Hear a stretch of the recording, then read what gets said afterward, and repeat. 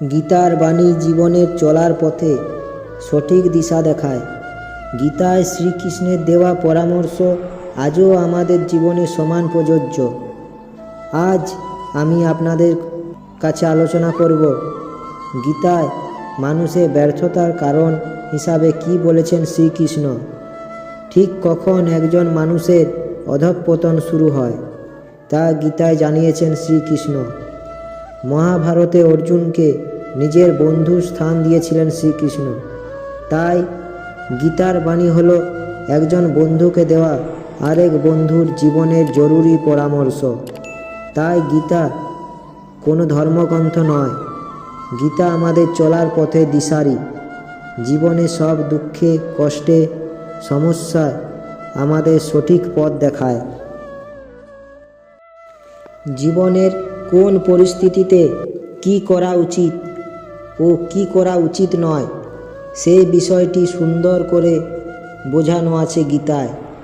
কুরুক্ষেত্রের যুদ্ধ শুরু হওয়ার আগে অস্ত্র ত্যাগ করে যুদ্ধ করতে অস্বীকার করে অর্জুন।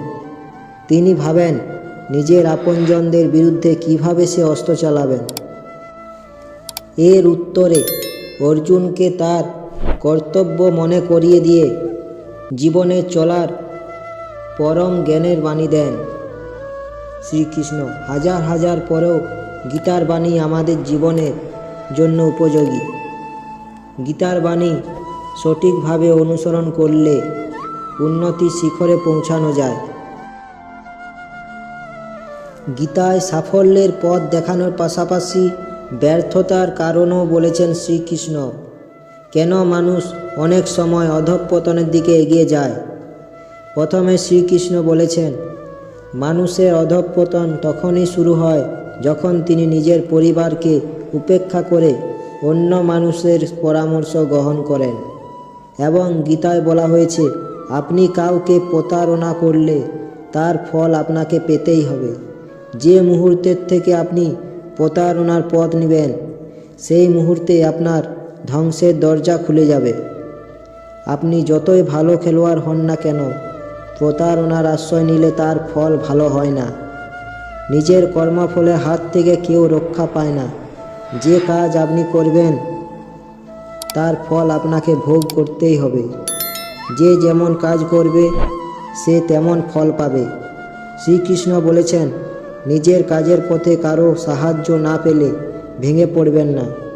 আপনাকে কেউ সাহায্য করুক বা না করুক, যদি আপনি নিজের জায়গায় ঠিক থাকেন, সঠিক পথে চলেন, তাহলে স্বয়ং ঈশ্বর আপনাকে সাহায্য করবেন ও সমর্থন করতে এগিয়ে আসবেন। আপনার উপর হওয়া অন্যায় যদি আপনি হাসি মুখে সহ্য করতে পারেন, তাহলে সে অন্যায়ের প্রতিশোধ ভগবান নিজেই নেন।